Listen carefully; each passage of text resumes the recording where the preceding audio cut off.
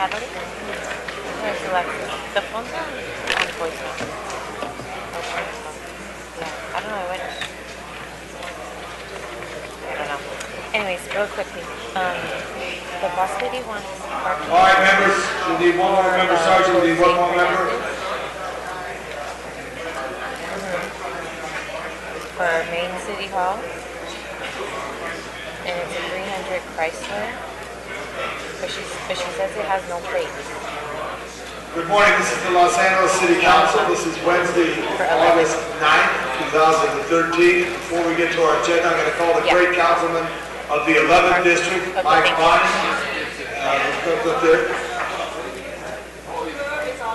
And Bob Blumenfeld from the 3rd District. Thank you very much for your attention.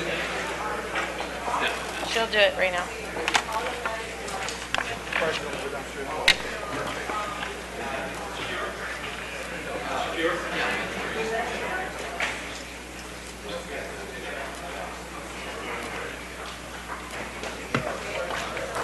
Mr. Bond and Mr. Blumenfeld and our city attorney, Mr. Fuhr, please. Thank you.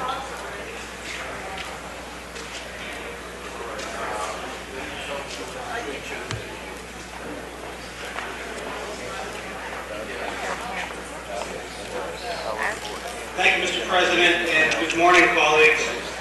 We're here this morning, as are people from around the country at similar events, acknowledging and recognizing that October is National Domestic Violence Awareness Month, a time when community organizations across the country are holding ceremonial and educational events like this and outreach efforts to help raise awareness about the plague that is domestic violence. Domestic violence is a nationwide epidemic. Our LAPD estimates that every 15 seconds a woman is beaten in the city of Los Angeles. In fact, domestic violence is the leading cause of injury to women between the ages of 15 and 44 years of age. This is a problem that affects our society here and nationally. Half of the women and children who live on our streets are there because they are victims of domestic violence. 50% of homeless women and children. I was told earlier this morning that there are similar numbers of men who are victims of domestic violence who are also living on the streets. And the numbers of victims of domestic violence in LGBT relationships parallel those in heterosexual relationships. Yet, despite these facts, there is still an even more disturbing statistic. There are nearly 3 times as many animal shelters in this country than there are shelters offering help for victims of domestic violence. 3 times as many. Something's wrong with our priorities. We are not yet doing enough. Domestic violence leaves scars that we are not always able to see. Battering establishes a dynamic of control and fear in a relationship through violence and verbal intimidation. The batterer uses acts of violence as well as threats and psychological abuse, sometimes isolation, to coerce and control their partner or their children. Imagine being a child and your understanding of love is shaped and tinged by the idea that love means violence and love means abuse. It's a horrible scar to live with. We need a comprehensive approach to addressing domestic violence in our homes. It isn't easy for a battered partner to leave an abusive spouse, especially if leaving means a life on the streets here in Los Angeles. These victims need support, and they need services and housing and counseling. They need to know that they're not alone, and the city of Los Angeles has their backs. The city's domestic violence task force is where much of this crucial work is being done here in the city of Los Angeles. And part of what we're doing today is honoring and celebrating the work of the domestic violence task force. The task force is comprised of representatives from each of your offices and other city departments and organizations. It's an impressive array of individuals with expertise in the field of domestic violence. They strongly believe that a coordinated, comprehensive, and multidisciplinary approach to addressing domestic violence is key to reducing this plague and giving families a healthy beginning and a positive future. I'm very grateful to be the task force's liaison for the council, and I'm also very lucky to have standing with me today my colleague Bob Blumenfeld, who I'd like to introduce. Bob has been a leader in the state legislature on this issue, and he's bringing that same passion and that same expertise here. Like Bob said.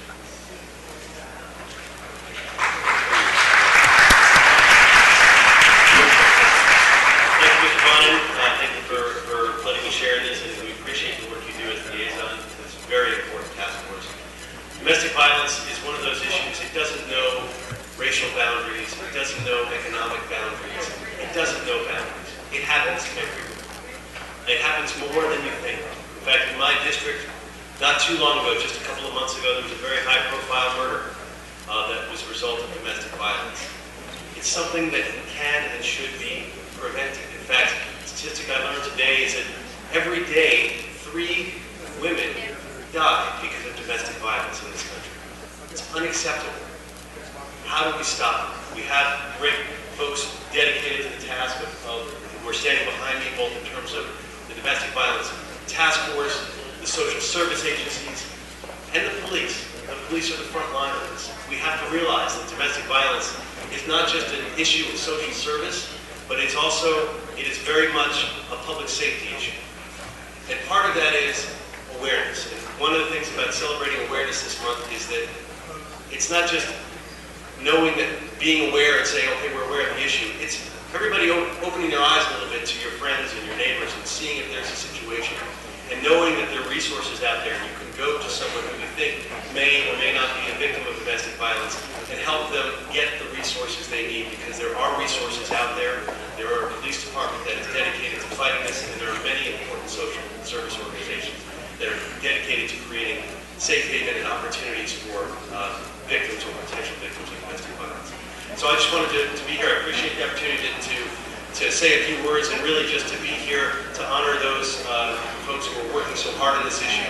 To know in my own 3rd Council District, we're also doing a smaller version of the domestic violence task force. We have a community action team dedicated to the issue, and it's something that I will have focused on and will continue to focus on, because it is something that plagues the city and plagues every community.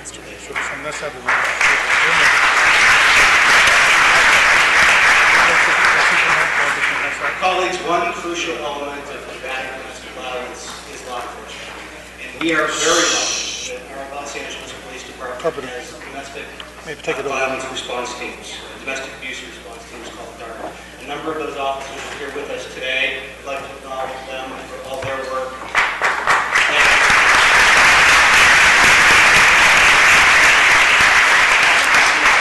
They and a number of other volunteers and activists in the area of domestic violence prevention are going to be honored a little bit later in the reception upstairs in the Bradley Tower.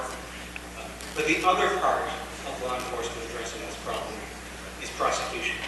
And we are very lucky that we have here in the city of Los Angeles a lead prosecutor, a city attorney who brings both a passion for law enforcement and a sensitivity for this issue. And I'm very pleased to introduce Mike Fewer.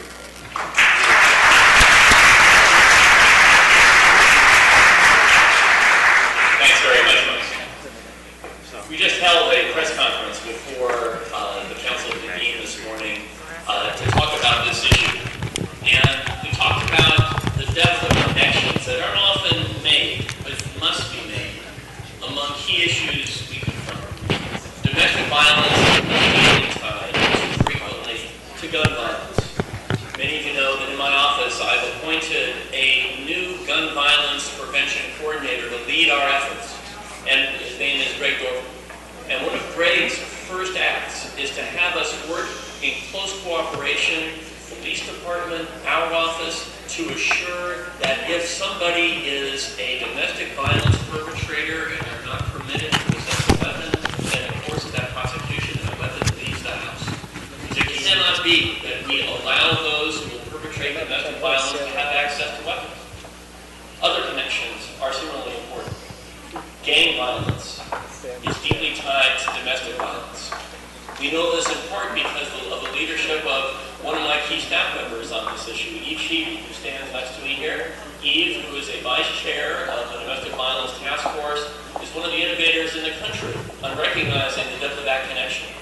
When I was on the city council, I worked with the county to get a grant so that there could be trained therapists who would come out to domestic violence scenes with LAPD. Why? And this ties to the gang violence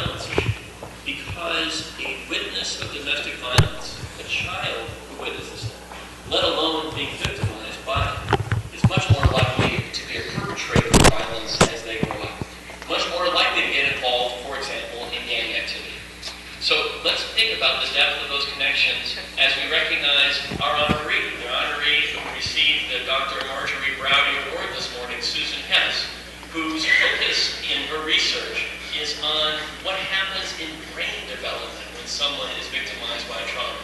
And you'll hear much more from my office on that issue, and here's why. There's emerging science that says that if kids grow up in an environment that is pervaded with trauma, either from domestic violence or gang activity or gun violence or other sorts of trauma, that child's brain development is slow. That child is much more likely to develop attention deficit disorder and other kinds of issues that lead that child to struggle in school. So let's think about these connections. Effective prosecutions, dealing with domestic violence and gun violence, dealing with domestic violence and gang activity, thinking about the impact of domestic violence on the development of our children, and recognize that as we stand before all of you this morning and talk about this being a key month to heighten awareness of domestic violence, that there is so much more we can do. We can see it, we can touch it. Let's move forward and take action. So congratulations, Dr. Susan Hess. I want to thank Eve, I want to thank Donna Enniston, who runs the Family Violence Unit of my office, and I especially want to express appreciation for the teamwork that continues to evolve among the police department, our office, and each member of the city council, as well as the mayor's office of the control. This is a new day in city government, working as a team.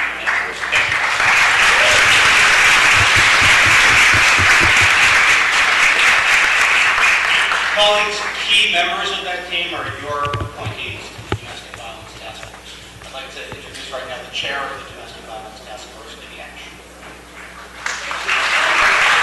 Hi, everyone. Thank you so much for having us today. This is great. I want to also bring attention. We also do awareness. Our awareness campaigns that you saw outside in the rotunda our photo today. That's one of our media outlets. And also we're going to be showing you a PSA, and I think that we can kind of start that now and take a look at that and see. We produced this about 7 years ago, but it's definitely very timely for today.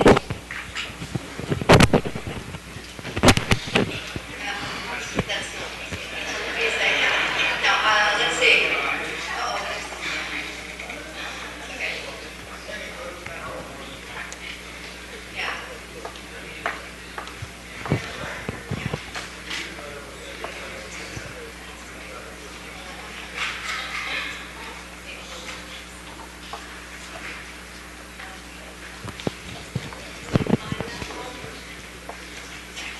We do audio okay, Debbie, over. Anita's helping us over here, right behind Carolyn. Okay, great.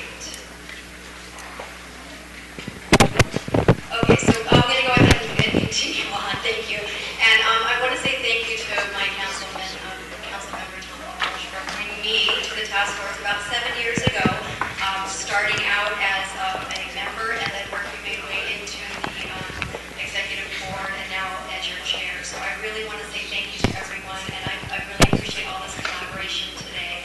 I also would like to introduce my vice chair, Steve Levels. Please come up and do a few things also. Good morning.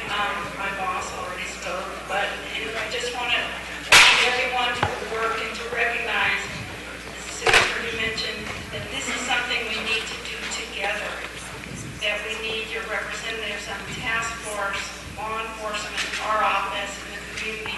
We, in the community of domestic violence, are a pretty tight group, as you can see, but we need the support of you, the policymakers, in order to really move these agendas forward. So thank you in advance for your support and for your support today. And to LAPD and the officers that are above and beyond in their work to protect victims of domestic violence.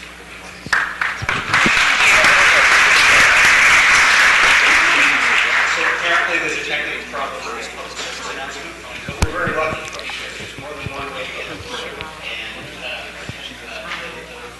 And mistress of ceremonies for today's events is a well-known public figure here in Los Angeles, who is herself, through her presence and through her voice, spreading the word about this issue. And so I'd like to introduce Christina.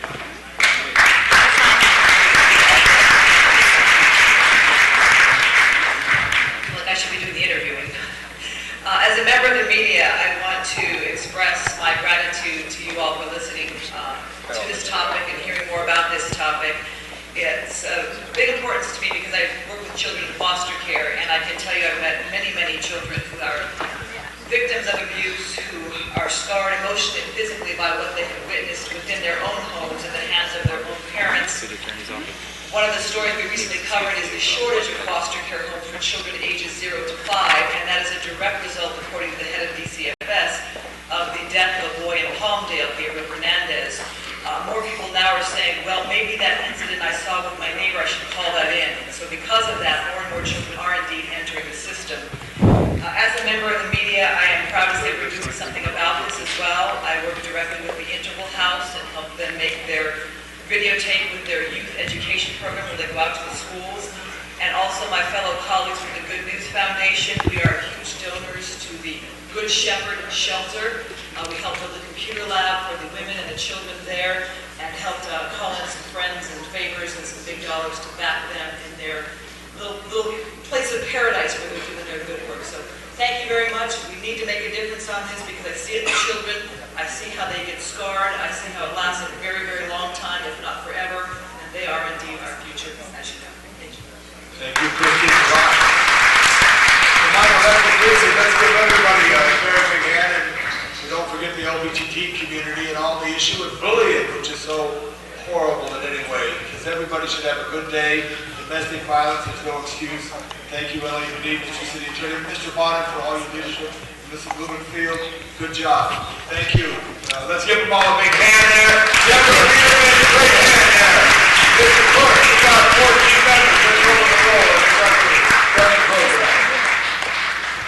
Blumenfield, Bonner, Buscanos, Healy, Glenn, Fuentes, Weaver, Price, Coin, LaBonte, Martinez, Farrell, Parks, Price, Wesson, 14 members present, and a quorum, Mr. President. First order of business. Approval of the minutes. Ordered by Mr. Buscaino, seconded by Mr. Park. Mr. President, that brings us to commendatory resolutions for approval. Moved by Mr. Fuentes, seconded by Mr. Weaver. Very good, sir. There are requests from the Office of Finance to continue item 1A to October 23rd and to receive and file item 1F. Inasmuch as the taxpayer has resolved its tax liability. So, based on your recommendation, you got a vote order? No, sir, you can do that without objection. Without objection, so ordered. Very good, sir. Further, it should be noted that on item 11, the streets on which the oversized vehicle restricted areas are being established are Bundy Drive and Centinela Avenue, not Monterey Road as incorrectly identified on the council agenda. So that should be noted, Bundy Drive. Thank you. Very good, sir. That brings us to item 1. It's an item noticed for public hearing. We do have cards on items 1B, C, D, and E, and council previously moved A and F. So again, B, C, D, and E have cards, and there's nothing left. We have 3 cards, so we'll have first.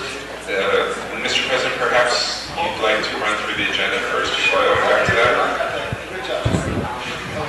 Very good, sir. Items 2 through 6 are items for which public hearings have been held. Council should lay item 2 on the desk until the Economic Development and Budget and Finance Committee reports can be submitted, can be circulated. So let's lay 2 on the desk. Any specials on those other items, members? No specials? Open the roll, close the roll, tabulate the vote. 14 ayes. 14 ayes, so ordered. Next. And Mr. President, items 7 through 13 are items for which public hearings have not been held. 10 votes are required for consideration. Let's for consideration. Open the roll. Well, we got to get consideration first, Mr. Okay. Close the roll. Tabulate the vote. 14 ayes. So for consideration, it's in front of us. Mr. O'Farrell. Mr. Chairman, call item 12 special. 12 special for consideration. 8 special for me. Any other special? 10 special. Thank you.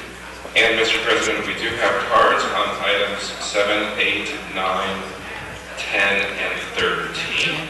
They'll be called special, right, Mr. Clerk? Yes, sir. That does leave item 11 for council to Let's consider. open up the roll on item 11. Close the roll. Tabulate the vote. 14 ayes. Okay. What do we got right now? Mr. President, that takes us back to item items called special. Okay, so we're going to go to item number 1. Very good, sir. That would be item 1B, C, D, and E, all special for cards. All right, the first we wanted to call on, for 1, it will be Mr. Kenneth Bounds. Kenneth Bounds. I represent the City Auto Park. We're currently working with the Office of Finance, and we'd like to start working with the city attorney to offer a settlement to settle all of the city parking's outstanding tax balance. This matter has been continued for 2 weeks already. Just hasn't been enough time to really get the numbers together and make a settlement offer to anybody. So I'd like to request that it be continued again. We're trying to pull together all of our information and be able to make a meaningful settlement offer to the city.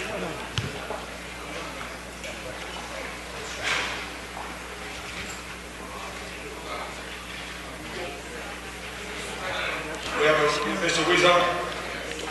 Thank you, Mr. President. This person's in discussions with building and safety, so I'd like to continue this for 2 weeks, B, D, and E. Number 1, please, and see if we can find a resolution to this matter. That sounds good for me. Mr. Clerk, that's okay with you? Yes, sir, and for clarification, that is October 23rd. October 23rd. Yes, sir. Would you like to continue that matter without objection? We do have other cards. So I'll take those cards out. That's your prerogative, sir.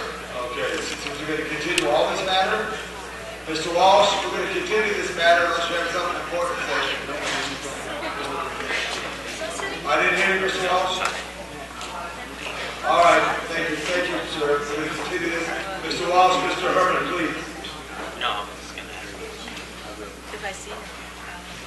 John Walsh, in Hollywood Highlands, judging each other a little bit.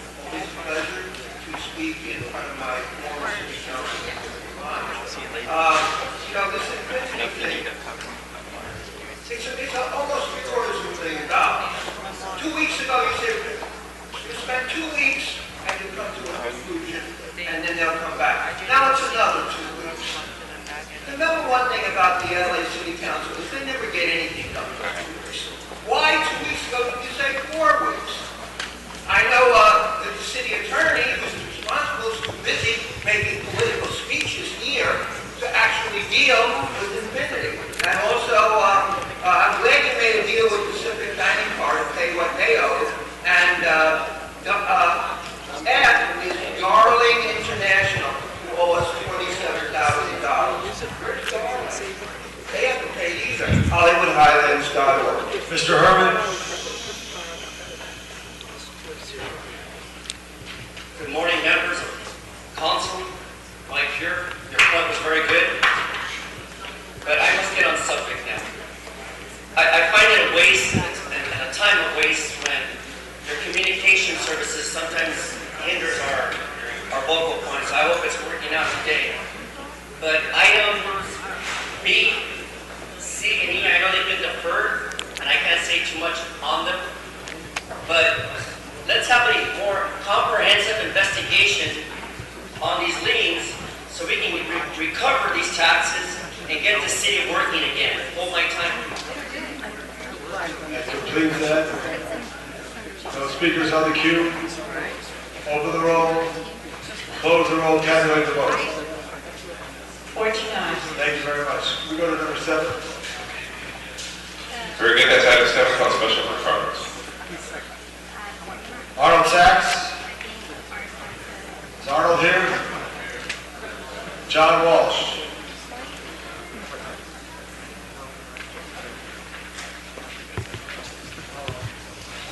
Thank you. Good morning, Arnold Sachs. Playa Vista, isn't that the community that has the methane mitigation controls?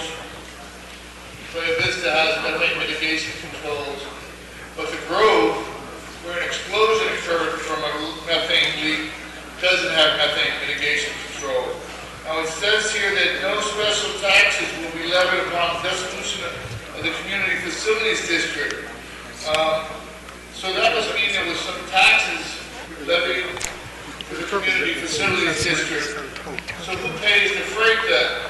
If no new bonds or no new assessments will be levied. Who pays the freight for whatever was picked up by the bonds or whatever the assessments covered in this methane-controlled area of Playa Vista? Thank goodness they have methane containment, although the road shows with an explosion you don't really need it. Mr. Walsh? Thank you very much. No speakers on the queue? Open the roll. Close the roll. Tabulate the vote. 49. Forthwith on this matter. Forthwith. Item number 9, Mr. Sachs.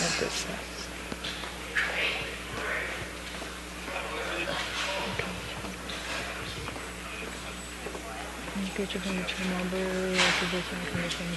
you again, Arnold Sachs, the convention center and its plans. Well, how can you really make plans when your management company is locked in dispute or you don't have any idea what's going to happen to the NFL? According to this article from 7/26/11, by the way, it's a non-binding MOU that was proposed by the honest Jan Perry.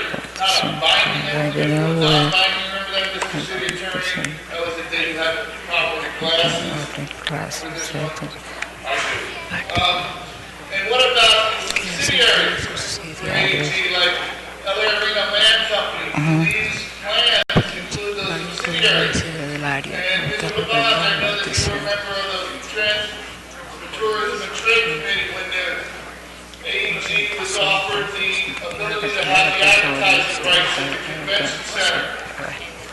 So, you happen to read where Chase Manhattan just signed a agreement for $17,000 a month to put their advertising on the side of a residential building. So how much money is AEG paying for the rights to advertise at the convention center? Part of that sum of money that we negotiate is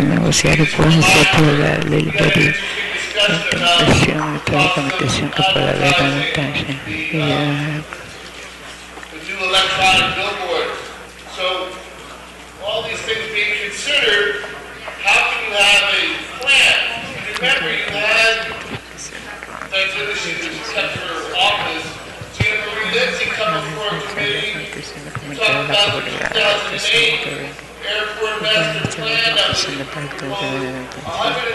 million master plan that didn't include anything for transportation, like rail line wise. So how do you have a master plan without any planning? Thank you, Arnold. No speakers on the queue. Open the roll. Close the roll. Tabulate the vote. 49. We're going to go to 13. Is that right now? Yes, sir. Item 13 on special cards. Mr. Herman.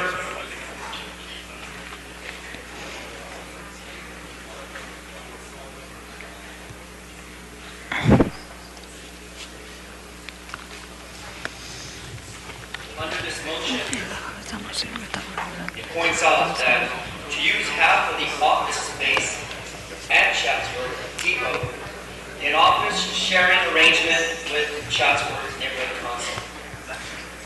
Now, the idea is, has the Neighborhood Council made this agreement? Yes. Can we get a little quietness here? Please speak interested. Thank you. Thank you. I heard Mr. Long. Calm down. It says, under the request of the Department of General Services and the Department of Neighborhood Improvement or Empowerment, if we have empowerment, it says here that the depot and the office sharing arrangements with the Chatsworth Neighborhood Council, this sublease shall require and provide insurance in amount with. Why should the city cover an insurance for an outside person or a share of the community that wants to use this parcel? The city should cover that.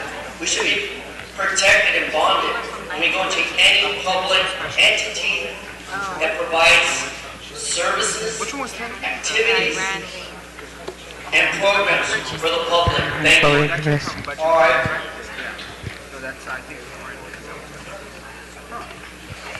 13. No speakers on the queue. Open the roll. Close the roll. Congratulations, vote. 49. 49. Next item. 10. Item 10. That brings us to item 10, for special cards and Councilmember Bloomfield. Thank you very much, Mr. Bloomfield. Great, thank you. The reason I called this one special is I wanted to offer a friendly amendment to this item. It's my own motion, but I wanted to make a slight amendment to stipulate that we have a report back within 30 days to give the CAO time to research the status of compliance of the law in question. The law in question is AB 1650, which is a law that I authored along with our city attorney, Mike Ford. We jointly authored when we were in the legislature, to specifically go after companies that are doing business with Iran's energy sector, and specifically to prevent local governments and state government from contracting with such companies. And one of the things, the reason why I was bringing this up is it sort of came to my attention anecdotally that a lot of the city agencies weren't necessarily aware of this law, and I wanted to make sure that they're aware of it, make sure that they are complying with it, because it's very important. Obviously, the new city attorney and I feel that this is very important, but it's important for U.S. security, it's important for, it's an important law that we think the city should comply with, not only because it's the law, but because of what it means. And I know that our city attorney is here as well, and I believe wanted to say a few words through the president, if that's okay. Yeah, Senator Taylor. Senator Taylor. Thank you, Mr. Chairman. Thank you, Mr. Bloomfield.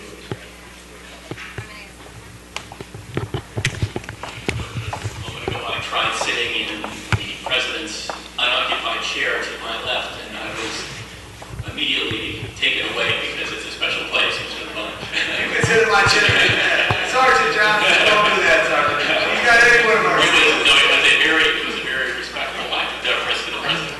All right, so it's actually a very timely matter to have Mr. Bloomfield's motion heard today, because in the international news is the question, are the sanctions that the United States, states, and cities are imposing with other international partners helpful? The answer clearly has been yes, in trying to move Iran to a better place. Should they subside? I think the answer is clearly no. Now, Mr. Bloomfield and I, working in the legislature, authored this bill pursuant to authority conferred on us by the federal government.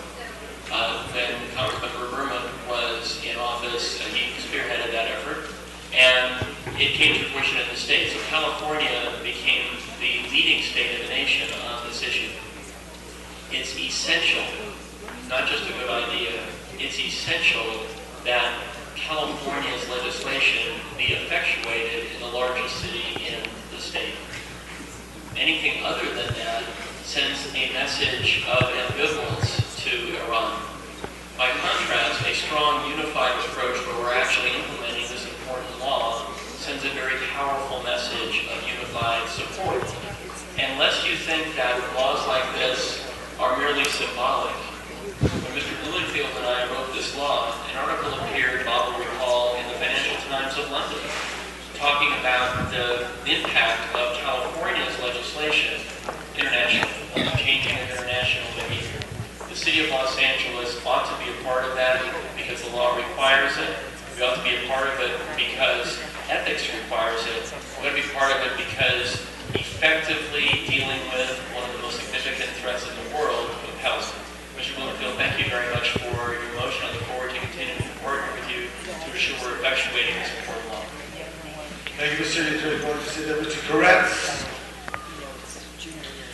I would ask that we add something to this, and I think the timing is great. The issue is important, but I would ask that we take a step back in history a few years, and at the same time we do this, if we could do a similar thing with the piece of legislation that I authored, and I cannot give you the number off the top of my head nor the year, but the predecessor to this was a similar measure relating to the Sudan and to the ongoing genocide there, which I believe still continues a little slower, still unabated to this day.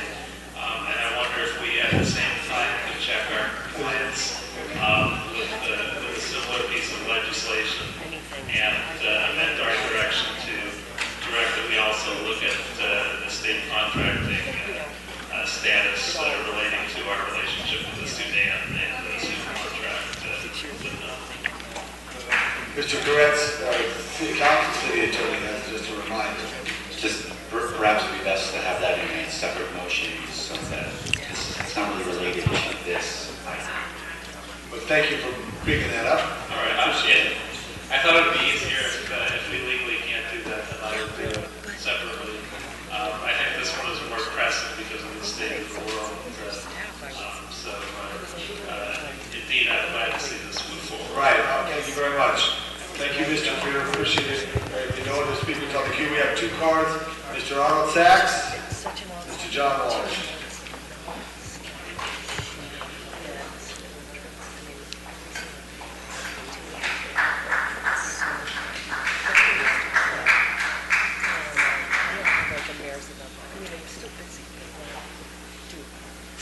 Yes, thank you. Good morning again, Arnold Sachs. I'm somewhat reminded of the time that the City Council, or some of you were elected here, took action against Arizona, to boycott Arizona. And this action taken by the council that was giving local firms an 8% advantage for bids in the city. And then the city attorney announced that local refers to county and state. And that was in October 15, 2011. And in November of 2011, the City Council signed a contract with an Arizona firm for $97.5 million. And at the same time, in May of 2012, LAX gave a program for local firms. And at the same meeting, they awarded a contract to a Chicago firm for $5.9 million. So I don't know, so much for something. Mr. Walsh.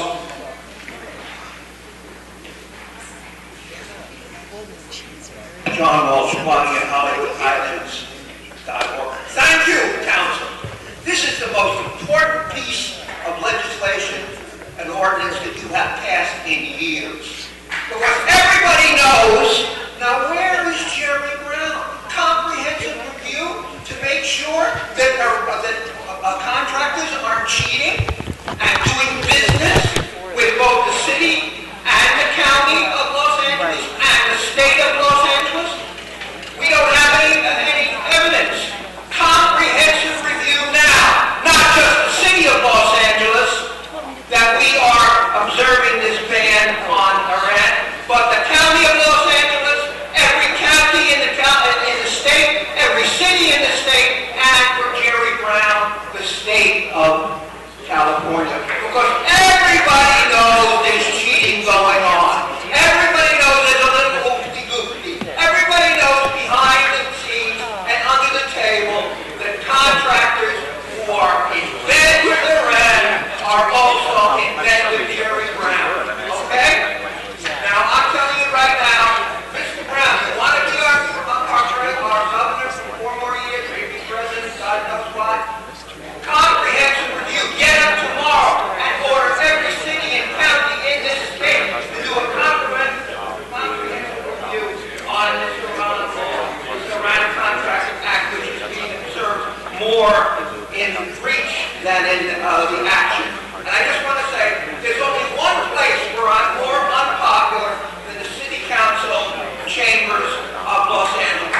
And that is the city council chambers of Tehran. And they don't even know that I'm Jewish, and they hate me. HollywoodHighlands.org. Mr. Blumenfield, close. Just a reminder, this is fairly easy to comply with in terms of there's a DGS list. We can just look at the companies that are on there and compare them to the companies that we're contracting with. I ask for this here. I vote on this important bill with the amendment as discussed for the 30 days we'll see it. Thank you.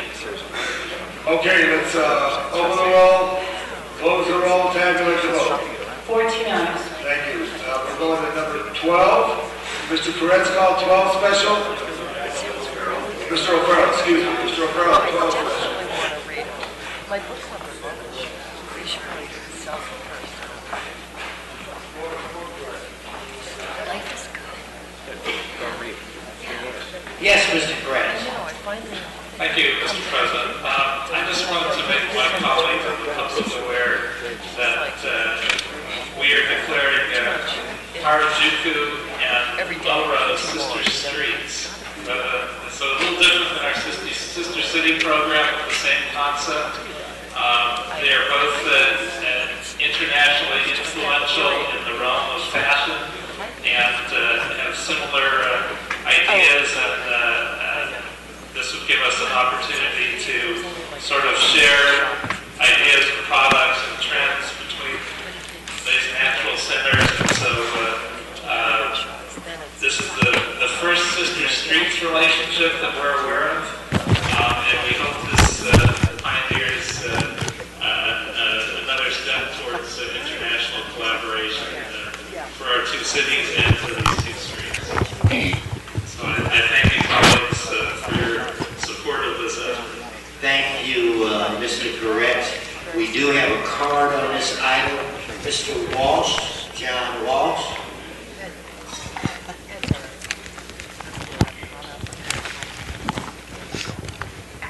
John Walsh, plotting at HollywoodHighlands.org. We're all in favor of, we should make Hiroshima our sister city. Have we made it Nagasaki? I think so.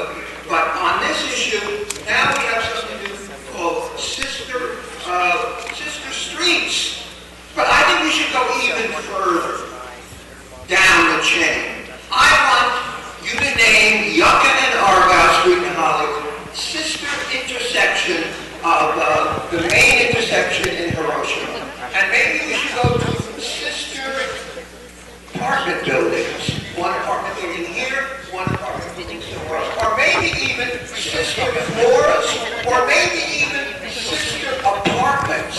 I offer my apartment as a sister to any apartment in the world, especially where my friends are in Iran. And I'm moving out. HollywoodIslands.org. Okay, Mr. Lavage. Chairman of the Sister Cities will accept this concept. We want to make sure it's valid. As vote yes for it. As we go forward, make sure we note this. We have many squares in our town. We have it listed and formalized as well as we should. We'll be working with the block battalion on that and heads up to the list.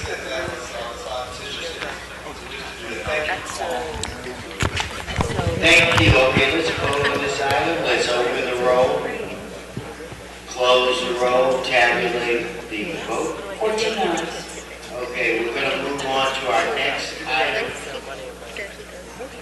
which is item 8. I do want to acknowledge our CAO is here, Miguel Santana, with a brand new haircut. I want you to know that I can tell that I'm favorable of it, Miguel. Mr.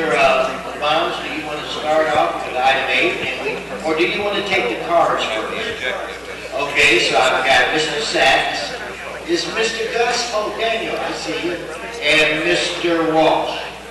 And I have Mr. Constituent or Constituent.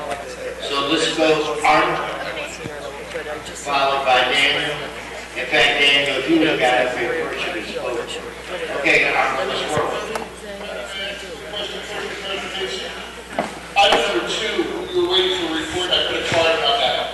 It's my understanding, Mr. Clerk, is it we do not have to take public comment on 2, or we do?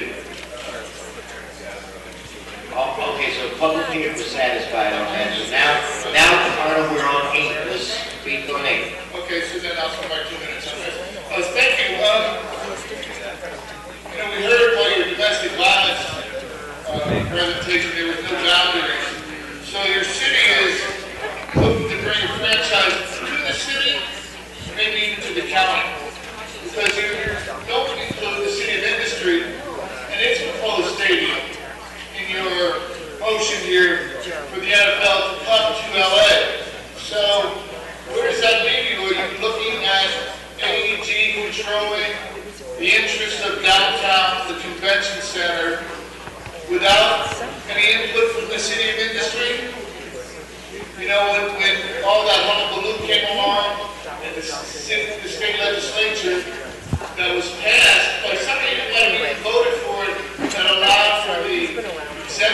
the EIR that had to move the courts, first for the city of Industry, and then we voted for two, one in the House and one in the Assembly, one in the Senate, for exemptions not only for the statement AEG, but for other construction in AEG. Thank you, Mr. Sachs, I'm sorry. Mr. Gus Daniel, followed by John Walsh. Good morning. Go right ahead. Good morning. Los Angeles reaffirming its interest in the NFL is like my reaffirming my interest in Jessica Alba. It's not going to happen. Los Angeles reaffirming its interest in the NFL is like my expressing my passion for Sharon Tate. It's a joke. It's not going to happen. I'm going to make a metaphor for Los Angeles and the NFL. Los Angeles, to make a metaphor, has a fiscal erection for a stadium to which nobody's going to come. And the city council doesn't like the metaphor, you can apply the metaphor to itself.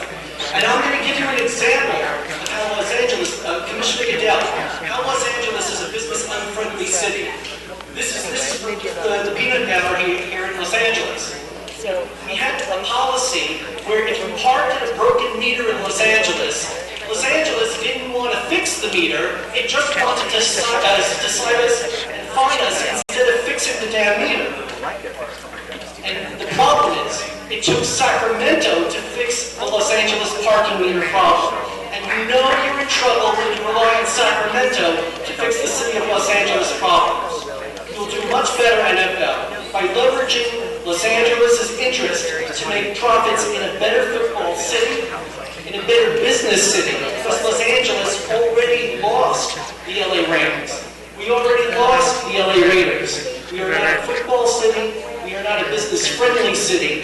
And Los Angeles, when you're here on a day-to-day basis, and it's not a football Sunday, it's a terrible place for the NFL to be.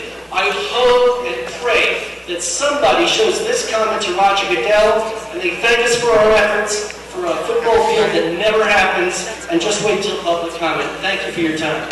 Thank you, Daniel. Mr. Walsh? And Mr. Walsh, I've been informed that you have 1 minute. Right, that's right. John Walsh, blogging at HollywoodHighlands.org, or J. Walsh Confidential. There's something like this on the agenda yesterday. The letters.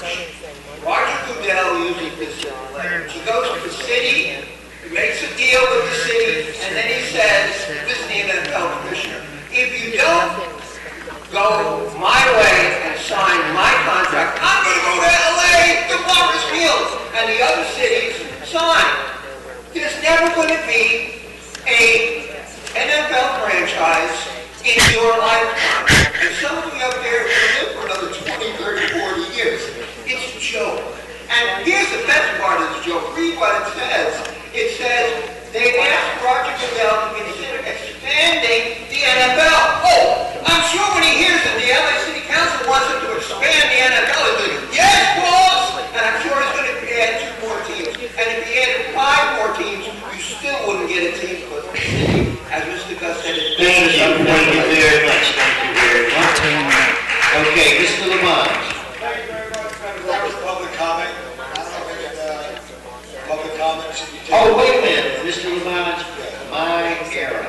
It would make it easier for me if you would sign your actual name, but now Mr. Constituent, a.k.a. Mr. In name for all of you. Mr. LeBlanc, here we go. Master plan for a football field when the city alone cannot practice its practice of checks and balances.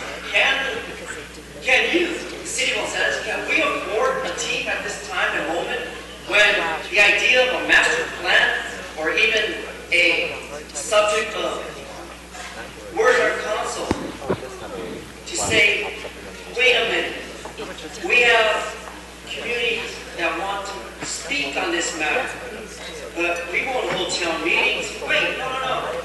Let's just go forward and do it anyways while the taxpayers suffer on their liens and on their sobriety tests. All these troubles, right, Mr. Wesson? It's funny. But the truth is, referring and assuring the support of an NFL team, I was always for it. I love the Raiders when they were here. And at the time of the rounds, I was there at the Coliseum. So to save the taxpayers money and to create new jobs, fix the Coliseum, put it back in its historic monumental place, improve it, enhance it, and modify it for people with disabilities to attend football games. That's all we want, Mr. Bond. We want to see a team that represents not just individuals, but people like ourselves here who want to see a team in Los Angeles. And yes, KISS, K-I-S-S, kissing who? Identifying what? Social? Society? No. Demonstrated for the public. We have interest in our team. Okay, Mr. Constituent, thank you. All right, now we'll return to Mr. Lamont. Thank you very much. I'm going to call an audible and ask Jerry Miller to sit at the table and give us an update. That is an audible. Yes, Mr. Miller. Very briefly, as many of you know, the council has already approved the transaction for a football stadium at the convention center.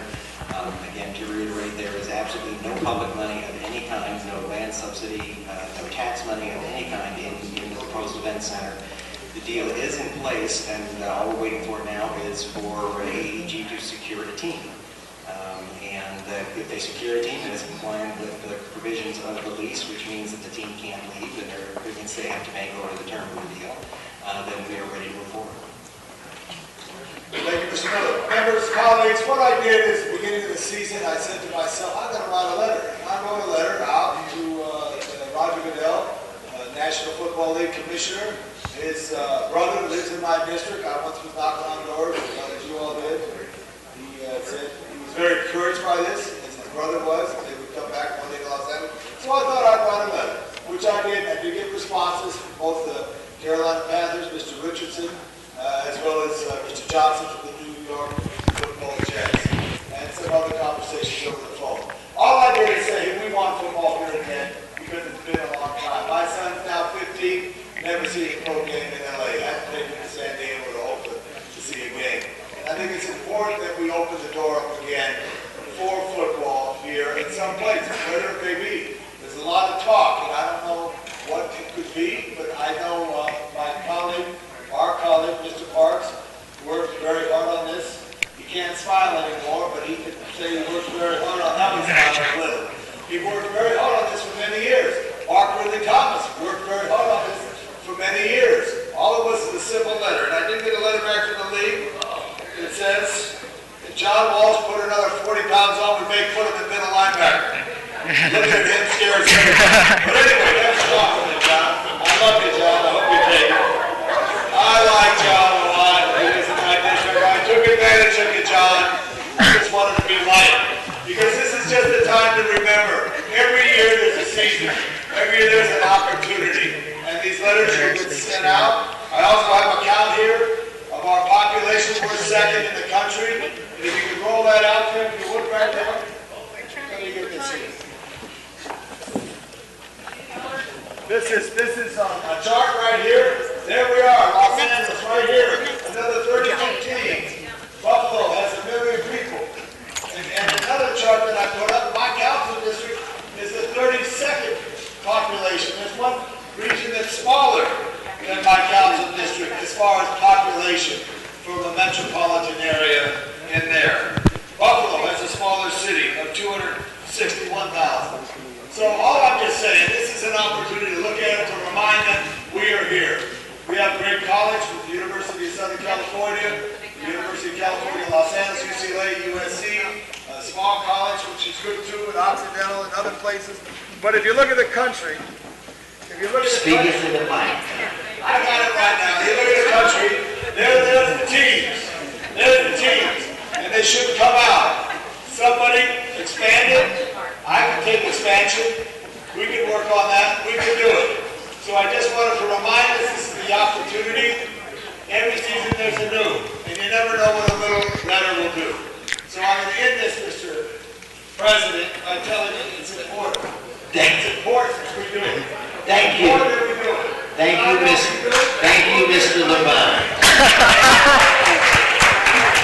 Okay, now, Mr. Buscaino, I will acknowledge you if you promise not to put additional poundage on any of our visitors today, and just leave that to Mr. Labange. Well, thanks, Tom, for passing the ball over on this side. And thank you, Tom, for being a cheerleader for our city and ensuring that we bring an NFL team here. Colleagues, last year, I remember having the chambers filled with our business community, the labor community, our fans, asking us to approve the stadium so that an NFL team will come to the city of Los Angeles. Colleagues, we've done our part. We are asking the NFL to do this. Just last night, my son's first flag football game happened at McDonald's Park, and he plays on the Panthers. And to know that our kids don't have an NFL team to cheer for is unacceptable. Let's continue to send that message that LA is open for NFL business. Tom, thank you for your leadership. It's our turn. It's our time. We're going to have we already have a championship baseball team in the LA Dodgers. We need to bring the Vince Lombardi Trophy to the Los Angeles, the city of Los Angeles. Let's let NFL know, continue to let them know that it's our turn. Thank you. Thank you, Mr. Buscaino. Mr. Correct. I'm glad Tommy can catch. Yes, Mr. Correct. Well, I would take the pass. I just want to join in saying it's time for Los Angeles to have a football team. I want it to be the Rams. I've missed them since I was a kid. But if not, even an expansion team, we'll turn this into a championship team in a year or two. We need to get this message to the NFL. We want a team. The city's behind it. Let's make it happen. Thank you, Mr. Labange, to close. Always thank you for your help on this, leadership as well. I'll keep you posted. I like expansion as opposed to having relocation because every city loves their team. So I ask for an aye vote. 331, 331. Okay. Let's prepare to vote on this item. 331, open the roll. Close the roll, tabulate the vote. Thank you. Forthwith.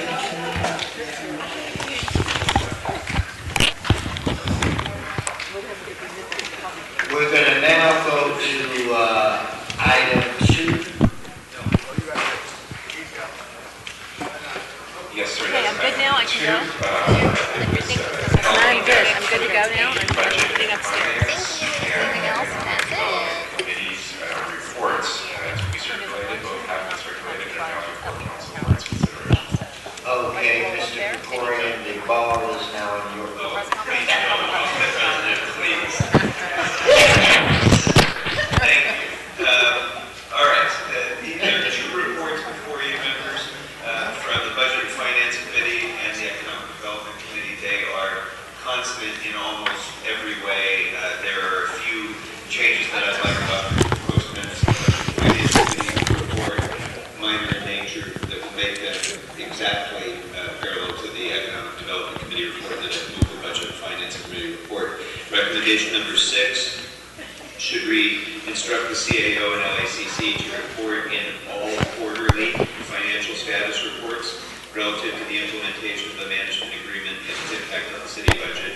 And in paragraph 8 should read, instruct the CAO to report in 45 days to the Personnel and Animal Welfare Committee and Economic Development Committee with details on the transitioning of all LACC employees to positions with AAG or other city departments. And proposed amendments, I would move the Budget and Finance Committee report and ask Mr. Miller to come forward to report this amendment. Okay, Jerry or Mr. Miller? Oh, I'm sorry. Oh, big deal. It should actually be led by Mr. Santana. Okay. Now, Mrs. Santana, before you speak, I'm a little confused. And Mr. Corrigan, I think I'll let him go first. Mr. Price, Mr. Perez. Thank you, Mr. President. Members, yesterday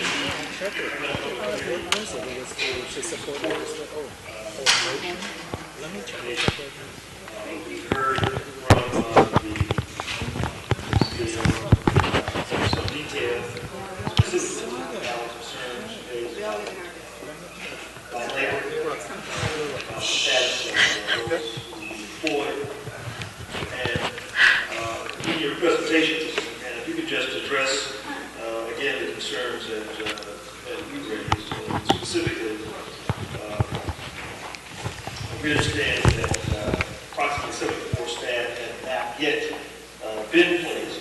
And so the question is, what's the current funding source for those employees and how are they going to be funded if they've not been placed before the transition ages completed before 2013? How many positions are currently available in the city? And if feasible, is it feasible to transfer all these employees before the end of the year? It's supported proposal. It's a good idea. It makes sense. It's important. Public-private partnership. We want to make sure, as Victoria indicated, that there are some important actions that will be informed as it moves forward. CEO. There are currently 89 full-time employees and 35 part-time employees at the convention center. It's important to point out that, it wasn't that long ago that there was well over 120 employees. So over the last several months, the number has been declining as we move forward with this proposal. Placements have been found for a significant number of those. There's about 40 left where we still are identifying placements.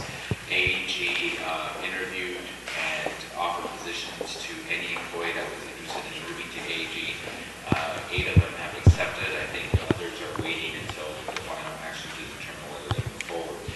The employees that we made a commitment to our workforce that we will find a placement for them within the city family. Most positions are in generic classifications where they can be easily placed in other vacant budgeted positions throughout the city. These are positions that save these for the next president by individuals outside of the city family, and so we're working with the general managers through managed hiring to ensure that before anyone's hired from the outside, that we give first opportunity to those employees who will be impacted. Should your council move forward with this agreement, then our goal is to transition AEG fully by the end of the calendar year. Obviously, that's going to take a little bit of time. We want to make sure that it's a seamless process. We still have various events planned, with probably the largest event being the auto show around Thanksgiving. So we want to make sure that we don't have any negative impact to our clients. And so we're working with various departments to ensure that that transition occurs in a smooth manner. And so we're optimistic we'll be able to secure proper placement for the remaining employees. They will be funded through their respective budgets and their departments that they end up in. And again, these are positions that are currently vacant, budgeted, and would have been filled normally by someone from the outside. Thank you, Mr. CAO. I am looking for Mr. Perez. Mr. Labange, did you want to I just wanted to say something? No, I think that the city administrative office is covering this here, which is really important. Taking care of the employees in there. I want to say something. Bud Over was one of the fine general managers that we have. His ability to move from department to department has always left it in a higher position. And I think this is the way of the future in the sense that you look at municipal areas throughout the country that have this public-private partnership. Nothing is more dynamic than Olympic and Figueroa. When we met last week with the Olympic organizing committee for the trials for the marathon, we talked about track and field in general. And they said, we would love to put a temporary, they do with your kids, they just put a temporary track on our street and create a celebration. That's what LA Live creates, is a celebration for our community as a center. It's enhanced. The great work of the University of Southern California down the street, the Figueroa corridor, all is taking place here. But you hit all the bright spots, which is making it more important. And I just want to let you know, if you haven't, go walk around there yourself. You'll feel like you're someplace special. And that specialness, that is around LA Live, will transcend to the convention center and make it as special as we want it to be. So I just want to thank the CIO, also want to thank the CIO staff and the city attorney staff for working on this. And that's what I vote. Thank you, Mr. Labange. Mr. Krikorian, I was attempting to wait for Mr. Perez. Is there some other detail that you might want to? All right. With that, Mr. President, yes. pardon me, we do have a motion to move the Budget and Finance Committee report as amended. That does need a second to be voted on, sir. Okay, seconded by Mr. Price. Let's prepare to vote on that item. Let us open the roll, close the roll, and tabulate the vote. 14 ayes. All right, forthwith, Mr. Labange. I think we can go to, what's left, Mr. Clerk? I think we can go to general public comment now. That is correct, sir. All right.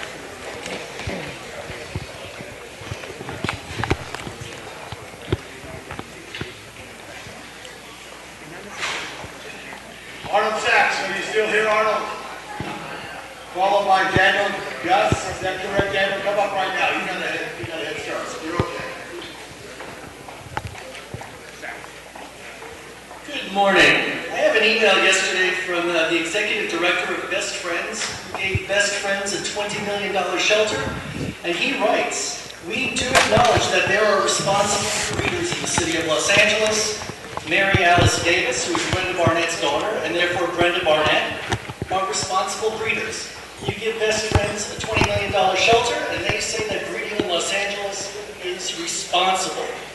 And he shows that Brenda Barnett is actively involved in dog breeding. On Thursday, May 23rd, 2013, a weekday when Brenda Barnett was paid to run LA Animal Services, she was simultaneously showing her intact dog at a dog breeding event. The only reason for being there is to attract other people for Brenda Barnett to make her dog with. In Mr. Labange's district on February 1st, we reported to Brenda Barnett dozens of addresses with intact, unlicensed animals. Brenda Barnett acknowledged the dozens of intact, unlicensed animals. 6.5 months later, Mark Salazar writes, nothing was done about it. In fact, 2 months ago, I tried to get my own dog's license updated. 2 months later, I've not heard back from the city of Los Angeles. And you know what's funny? I raised these concerns at Friday's city council meeting, and suddenly Mr. Koretz has a parking policy change. Mr. Koretz no longer wants to give me a parking pass. He's had a policy change. So here's my policy change for Mr. Koretz. This is an email written by Mr. Koretz to people from the mayor's office and Brenda Barnett and his own staff. Mr. Koretz is a sitting council member referred to as city commissioner as an idiot. So where's the decorum? Quoting Mr. Koretz, "Your commissioner is an idiot and absolutely should go. The fact that the person complaining about the idiot commissioner is a moron. So I guess this brings up decorum issues for the next council meeting. Can we call you idiots and morons like Mr. Koretz calls us?" Arnold Sachs from Lenox, California.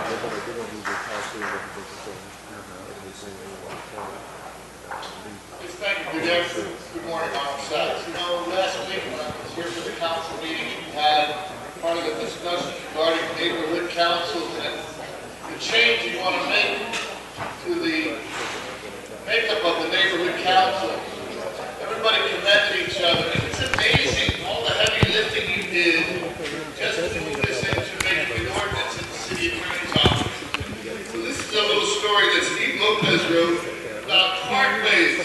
And he mentions in his story that it's taken over 2 years to get an ordinance correction on the parkways for growing vegetables in front of your home.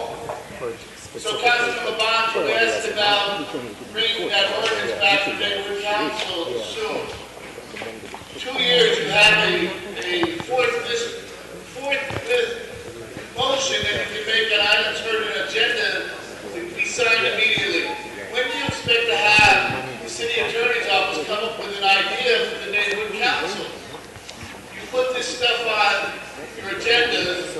stir this pot and nothing is ever done.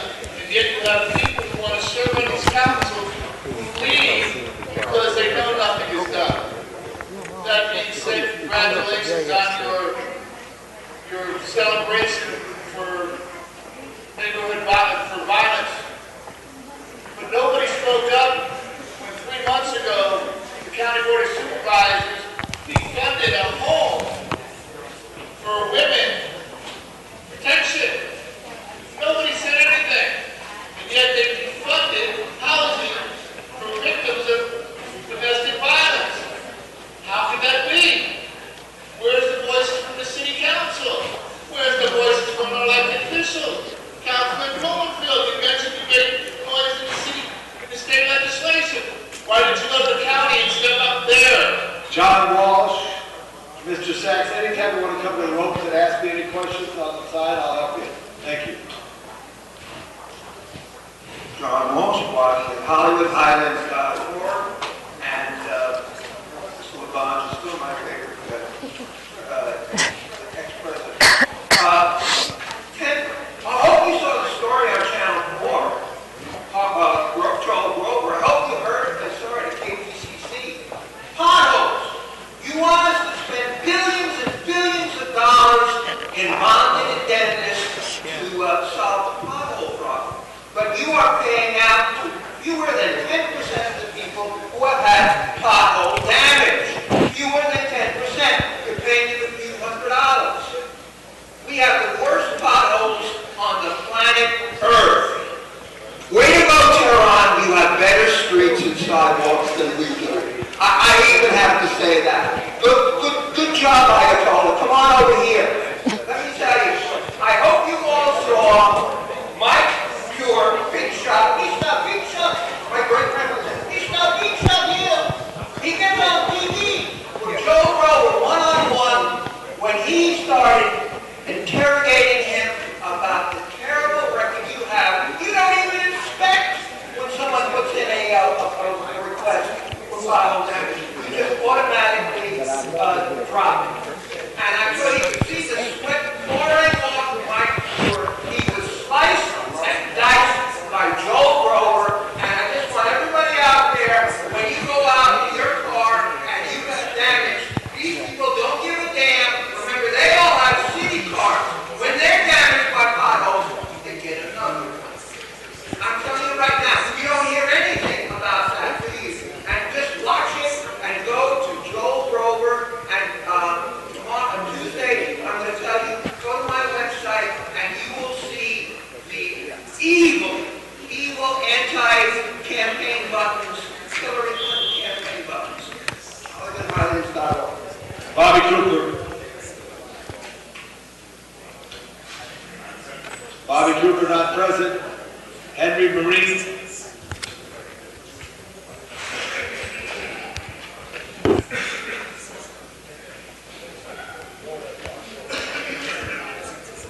Losing my voice, trying to find money which in this place, getting fishing and difficulties. People who are misrepresented, the city and acting employees who are misrepresented as high-vol employees in the first place. As you know, I just spoke to the CEO back here. He says, wait for you to give an authorization to write that notice, 90-day notice to get this money returned. And it showed after the cold MOUs. Well, how come nobody's been in office almost over 90 days now, and nobody's written that letter? It shows that plainly that you're going to loan, it shows me everybody who agreed to take money from the heads of departments, offices, and bureaus, and use it at will until they're provided 90-day written notice to give it back. How come y'all can't see that?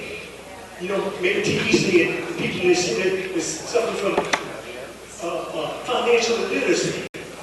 You're right, people taking money and they don't know how to read and write to get back. And he said he didn't want to have no battles with the city council, no their union partners.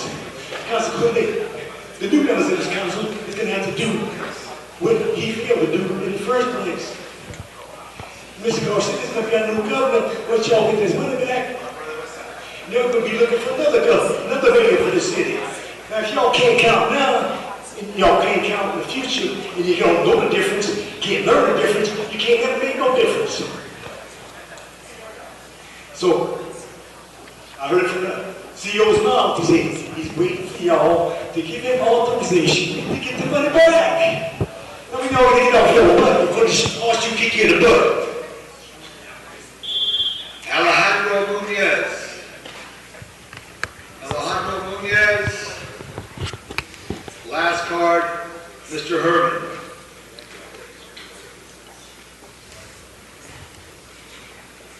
Dark fight versus the city of Portland, Oregon. When it rains, it pours in Los Angeles. Judge Ferguson said, code of conduct, speech not to a formula of civility, but open to the public in public forum. When Daniel Gus spoke up here and he used the word idiot, he wasn't referring to SpongeBob, idiot, idiot, idiot, idiot. No, he's referring to a term that he was describing, an attitude, a presence in this council chamber. An attitude that must change and respect the rights of your public, your constituents. You are the constituents and you have rights. Again, the provisions of Brown Act, the law which guarantees the public's right to attend and participate in meetings. That's what we're doing here, protecting the rights of all of you. Congress has a problem between Democrats and Republicans, but that's not a local issue. That is a global issue. And let's get back to the Coliseum. It is a perfect place for a stadium, for a football team. So, Mr. LeBlanc, bring in a football team for the Coliseum. Bring in a team that will represent maybe the Raiders, maybe San Diego, maybe Buffalo. But bring in a team that we, the taxpayers, can afford to go and sit. There goes a lateral touchdown, Mr. Herman. But going back on topic, overhearing the topic with Mr. Nightingale and Van Nuys, he didn't mean anything offensive. I wasn't offended.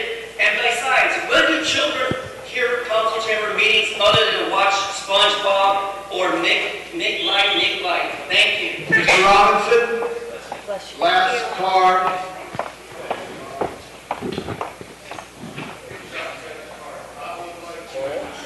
Mr. Herman's comment about the Los Angeles Coliseum. I saw a schematic, fantastic, remarkably Thomas showed me a renovated Coliseum.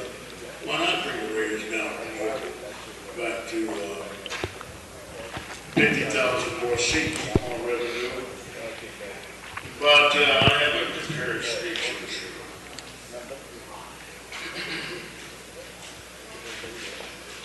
Give Oakland a new team, expand the league.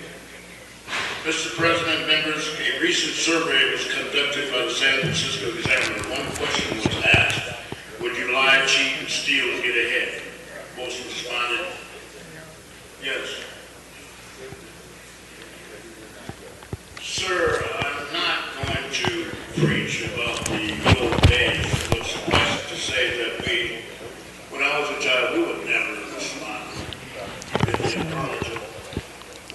Morality today, the situational ethics, divorce, crime, mental illness, etc., are all predicted in the Bible. These are the last days of this system of things. Jesus is returning. The Bible in St. Matthew predicted that these last days of this system of things will bring no natural affection between parent and child. Education today is the means to make money, not the pursuit of knowledge, not the pursuit of God's will. Jesus is teaching the uplifting of the Holy Spirit, not the uplifting of soul.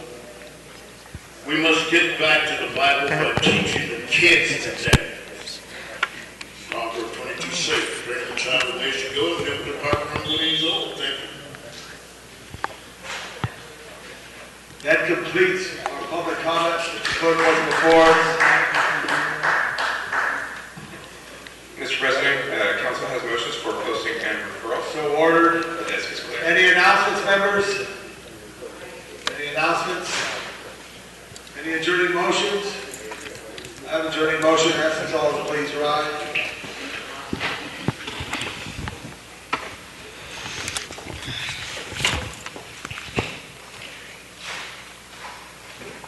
Members, someone I knew long ago, but he lived to be 88, retired from the city about 30 years ago, Bill Eckert, park ranger, helped develop the park ranger interpreter program. He lived in the Bay Area.